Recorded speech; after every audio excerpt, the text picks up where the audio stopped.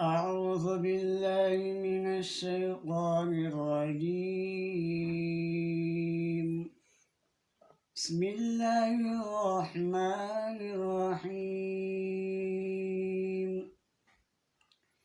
إن كل شيء خلقناه بقدر وما أمرنا إلا واحدة كلمح بالبصر ولقد أهلكنا أشياعكم فهل من مدكر وكل شيء فعلوه في الزبر وكل صغير وكبير مستطر إن المتقين في جنات ونهر في مقعد صدق عند مليك مقتدر صدق الله العظيم.